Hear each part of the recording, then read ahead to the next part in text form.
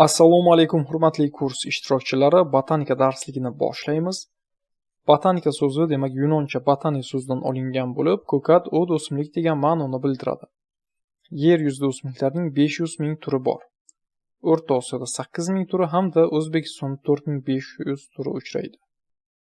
Ana endi botanika fanining asosiy bo'limlarini ko'rsak. Demak, botanika o'simliklarni o'rganadi, lekin uning yana bir qancha asosiy bo'limlari mavjud. Demak, birinchisi o'simliklar morfologiyasi, keyingisi o'simliklar anatomiyasi, fiziologiyasi, sistematikasi, embriologiyasi, geobotanika, paleobotanika va o'simliklar ekologiyasi hisoblanadi. Va ana endi ularning har biri nimani o'rganishni ko'rib chiqsak. Birinchisi o'simliklar morfologiyasi. O'simliklarning tashqi tuzilishini o'rganadi. O'simliklar anatomiyasi esa o'simliklarning ichki tuzilishini o'rganadi. O'simliklar fiziologiyasi o'simliklardagi hayotiy jarayonlarni o'rganadi. O'simliklar sistematikasi o'simliklarning kelib chiqishi va belgilar asosida ularni alohida guruhlarga birlashtiradi, ya'ni klassifikatsiya qiladi. O'simliklar embriologiyasi o'simliklarning ko'payish a'zolarining tuzilishi, ko'payish bilan bog'liq jarayonlarni o'rganadi. Geobotanika o'simliklarning yer sharida tarqalish qonuniyatlarini o'rgansa, paleobotanika esa qazilma o'simliklar to'g'risidagi fan. O'simliklar ekologiyasi o'simliklarning tashqi muhit bilan bo'lgan munosabatlardagi qonuniyatlarni va tashqi muhit omillarining o'simlikka ta'sirini o'rganadi. E'tibor bering, bu botanika fanining asosiy bo'limlari edi. Bularni bilishimiz va yod olishimiz kerak. Ana endi demak, botanika fani tekshirish obyektiga ko'ra ham bir qancha fanlarga bo'linadi. Birinchisi algologiya, bu suv o'tlarini o'rganuvchi fan. Briologiya esa bu yo'sinlarni o'rganuvchi fan. Lichenologiya lishayniklarni o'rganuvchi fan. Ko'rib o'tganimizdek, dastlabki ma'lumotlar yodlashga asoslangan. Va shuning uchun bizani qo'llanma aynan yodlash uchun qulay ko'rinishga keltirilgan. Hozir shuni ko'rib o'tsak. Demak, e'tibor bering.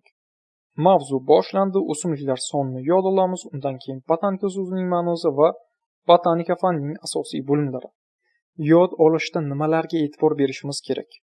Har bir fandagi kalit so'zlar. Misol uchun o'simliklar morfologiyasidagi kalit so'zlarimiz nima? Morfologiya va tashqi tuzilish. O'simlik morfologiyasi o'simlik organlarining tashqi tuzilishini o'rganadi. O'simliklar anatomiyasi o'simliklarning ichki tuzilishini o'rganadi. Anatomiya ichki. Bu bizlardagi kalit so'z. O'simliklar fiziologiyasi o'simliklardagi hayotiy jarayonlar. Masalan, qaysi hayotiy jarayonlar? Nafas olish, fotosintez, mineral moddalarning qabul qilinishi, suv bo'latish kabi jarayonlar. Xuddi shunday har bir fanda kalit so'z qilishimiz kerak. Bu narsa tezroq yodlashimizda va uzoq vaqt xotiramizda saqlanishiga yordam beradi. Mana bular esa botanika fani tekshirish obyektiga ko'ra fanlar hisoblanadi. Algologiya, briologiya va lichenologiyalar. Davom etadigan bo'lsak, qo'llanmada demak o'simlikning tirik organizm ekanligi haqida yozilgan. Demak, u tirik organizmlar singari, barcha tirik organizm singari hujayralardan tashkil topgan. Va barcha tirik organizm singari oziqlanadi, nafas oladi, ta'sirlanadi, o'sadi, rivojlanadi va ko'payadi. Endi mana bu yoqda demak tabiatdagi ahamiyati hamda yana bir yodlashimiz kerak bo'lgan joy bu chorva mollari uchun beriladigan mana bu 8 ta yem-xashak o'simligi hisoblanadi. Demak, qizil kitobga kiritilgan o'simliklar shirach, xolmon, sallagul. Xolmon va sallagulning barglari poyada halqasimon joylashgan. Mana bu yerda botanika fani rivojiga hissa qo'shgan insonlar bor. Birinchisi Teofrast aynan o'simliklarni o'rganishni boshlab bergan. Bundan tashqari o'simliklarning qishloq xo'jaligi va tibbiyotdagi amaliy ahamiyati haqidagi bilimlar va o'simlik dunyosi haqidagi ma'lumotlarni yig'ib bir tizimga keltirgan. Keyingisi Abu Ali ibn Sino. Ikkita kitobi bor va dorivor o'simliklarni tavsiflab, ularning shifobaxsh xususiyatlarini ko'rsatib o'tganlar. Abu Rayhon Beruniyning esa kitob As-Saydana Fit deb kitoblari bor. Ikkinchi mavzuyimiz bu gulli o'simliklar bilan umumiy tanishish bo'ladi.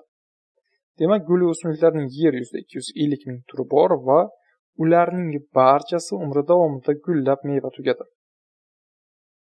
Barchasi.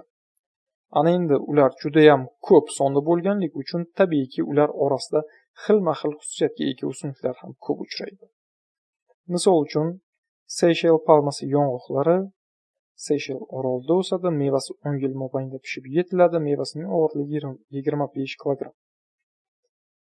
Xuddi shu tarzda barcha o'ziga xos xususiyatga ega bo'lgan o'simliklar shu yerda keltirilgan, yodlashga qulay tarzda berilgan. Demak, bularni yodlab olamiz. Demak, tabiat ko'rki, noyob mevali o'simliklar hamda tabiatda ishlatiladigan o'simliklarimiz. Ana endi davom etsak. Gulli o'simliklarda uchraydigan organlar. Vegetativ hamda generativ organlar uchraydi. Vegetativ organlarga ildiz, poya va barg kiradi. Generativ organlarga esa gul, meva hamda urug' kiradi. Vegetativ organlarga ildiz, poya, barg, generativ organlarga esa gul, meva, urug' kirar ekan. Xo'p, ana endi keyingi mavzuyimiz bu o'simliklarning hayotiy shakllari. O'simliklar tashqi muhitda turli xil shaklda moslashadi. Aynan mana shu turli xil ko'rinishda moslashadi, mana shu hayotiy shakl deyiladi. Demak, daraxt, buta, yarim buta, ko'p yillik o't, 2 yillik o't va 1 yillik o'tlarga bo'linadi. Dastavval daraxtlarni ko'rib o'tsak. Daraxtlar. Ta'rifiga e'tibor beramiz. Bitta yo'g'on yog'ochlashgan tanali, baquvvat ildizli, keng shox shabbali, baland bo'yli, ko'p yillik o'simliklar. Aynan biz bularga daraxt deymiz. Daraxtga e'tibor beramiz. Bitta yo'g'on yog'ochlashgan tanali, ildizi ham tabiiyki baquvvat bo'ladi, shox shabbasi keng bo'ladi, baland bo'yli, ko'p yillik o'simlik. Ta'rifni o'zidagi yodlashimiz kerak. So'zma-so'z. Ana endi shox shabbasining tuzilishiga ko'ra daraxtlar yo'yiq shox shabbali, ularga olma, o'rik, yong'oq, shaftoli, mana bu rasmda tasvirlangan banyan daraxtlari kiradi. Tik va g'uchga esa qarag'ay va terak. Mana bu terak, bundan tashqari qarag'ay ham kiradi. Sharsimon shox shabbaga ega o'simlik, daraxt bu sadaqayrag'och hisoblanadi. Xo'p, ana endi butaga o'tsak. Butaning daraxtdan nima farqi bor? Daraxtda bitta yo'g'on yog'ochlashgan tana mavjud edi. Butalarda esa bir nechta yog'ochlashgan poya tanaga ega ko'p yillik o'simliklardir. Bir qancha ko'rishimiz mumkin poya tanaga ega o'simliklar. Bu birinchi tarafi. Ikkinchi tarafi, ildizdagi qo'shimcha kurtaklardan yangi yosh novdalar o'sib chiqadi. E'tibor beramiz aynan mana shu so'zga. Nima uchun? Chunki testda ildizdagi qo'shimcha kurtaklardan yangi yosh novda o'sib chiqadi desa, aytaylik 10 ta o'simlik berilgan. Biz ular orasidan faqat nimani topishimiz kerak? Butalarni topishimiz kerak. Butalarni. Demak, butalar mana bu yerda ikkita jadvalga ajratganmiz. Madaniy buta, yovvoyi buta. Madaniy butaga maymunjon, nastarin, anor, limon, ligustrum, qo'rqay kiryapti. Yovvoyi butalarga irg'ay, singirtak, namatak, zerk, bodomcha chiqadi. Ikkiga bo'lib qo'yganimizning asosiy sabablaridan biri bu yodlashni osonlatish uchun. Birdaniga 12 tani yodlamaysiz. Avval 6 ta madaniy, keyin 6 ta yovvoyi butani yodlab qo'yasiz. Xo'p, yarim buta. Yarim buta deganda poyasining pastki qismi yog'ochlashgan. E'tibor bering. Aynan mana shu joygacha yog'ochlashgan. Mana bu poyasining pastki qismi yog'ochlashgan. Mana bu yuqori yashil qismlari esa mana bu yuqori yashil qismlari qishda sovuq urib ketadigan ko'p yillik o'simliklar.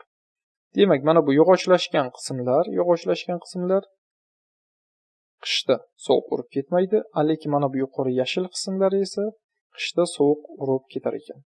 Bu o'simliklar asosan cho'llarda uchraydigan, demak o'sha izin, keryuk, sarsazan, shuvoq kabilar kiradi. Ana endi ko'p yillik o'tlar. Yer ustki qismi qishda qurib o'sish kurtagi tuproq ostida qishlaydigan o'simliklar. Demak, e'tibor bering, mana kuz o'simlikning yer ustki qismi mavjud. Qish kelgan paytda uning yer ustki qismi nima bo'ldi? Quridi. Demak, qish fasli kelgan vaqtda o'simlikning yer ustki qismi qurib ketdi, mana yo'q. Lekin o'sish kurtaklari mana bu tuproq ostida saqlanib qoldi. Va kelgusi yil bahorda aynan mana shu o'sish kurtagi hisobiga yangi o'simlik yana o'sib chiqyapti. Ular ko'p yillik o'tlar deyiladi. 2 yillik o'tlarni ko'radigan bo'lsak, 2 yillik o'tlar mana urug'ni ekdik. Birinchi yil vegetativ organlar hosil qildi. Mana ildiz chiqardi, mana barg chiqaryapti. Barglarda fotosintezni amalga oshiradi va ildizi yoki bargida oziq modda to'playdi. Mana bu yoqda sabzi keltirilgan, sabzi ildizda oziq modda to'playdi. Birinchi yil nima qildi? Ildiz chiqardi, mana poya barg chiqardi. Fotosintezni amalga oshirdi va ildizida organik moddani to'pladi. Keyin qish keldi. Qish kelganda yer ustki qismi quriydi. Lekin mana bu sabzi, ya'ni ildiz mevasi tuproq ostida qishlaydi. Ikkinchi yili esa aynan mana shu hisobiga gul poyasi o'sib chiqadidagi gullab meva tugadi mana. Urug'i. Ikkinchi yil demak gul poya chiqardi, gulladi va urug'ini tarqatdi. 1 yillik o'tlar. Demak, bular 1 yil ichida mana urug'dan unib chiqadi mana. Ildiz chiqardi, barg chiqaryapti, poya chiqaryapti. Demak, gullaydi, meva tugaydi va o'z hayotini tugatadi. Demak, hayotiy shakllar xuddi mana shundan iborat edi. Mana endi qo'llanmadan ko'p yillikka nima kiradi, 2 yillik, 1 yillikka nima kiradi, ularni cho'tka qilib yodlab olamiz. Demak, mana bu yerda o'simliklar hayotiy shakllari, daraxt, uning ta'rifi ketyapti. Shox shabasiga ko'ra yoyiq bo'lishi, tek va g'uj, sharsimon o'simliklar keltirilyapti. Bu yoqda archa haqida ma'lumot keltirilgan. Demak, butani ko'rishimiz mumkin. Mana bu ta'rifni ham yodlaymiz, mana bu ta'rifni ham yodlab chiqishimiz kerak. Undan keyin yarim butalar ta'rifi va misollarini yodlaymiz. Ko'p yillik o'simliklar ta'rifini yodlaymiz va misollarni yodlaymiz. Misol uchun ertaga bizga testda savol kelib qoladi. Yer ustki qismi qishda qurib, o'sish kurtaklari tuproq ostida qishlaydigan o'simliklarga nima kiradi degan. Biz o'sha vaqtda aytaylik 8 ta o'simlik berilgan, ulardan 3 tasi ko'p yillik o't. Ana shu 3 ta ko'p yillik o'simlikni topib olishimiz kerak. Mana bu ko'p yillik, bu ko'p yillik, bu ko'p yillik edi deb o'shalarni olishimiz kerak. Bizda lekin u yoqda test shartida aytilmagan, boyagi ko'p yillik o'tni top demagan. Shunchaga aytganki, yer ustki qismi qishda qurib, o'sish kurtagi tuproq ostida qishlaydigan o'simliklar degan. Biz dastlab mana shu ta'rif ko'p yillik o'tga tegishli ekanligini, undan keyin esa o'sha ko'p yillik o'tga kiradigan o'simliklarni topishimiz kerak.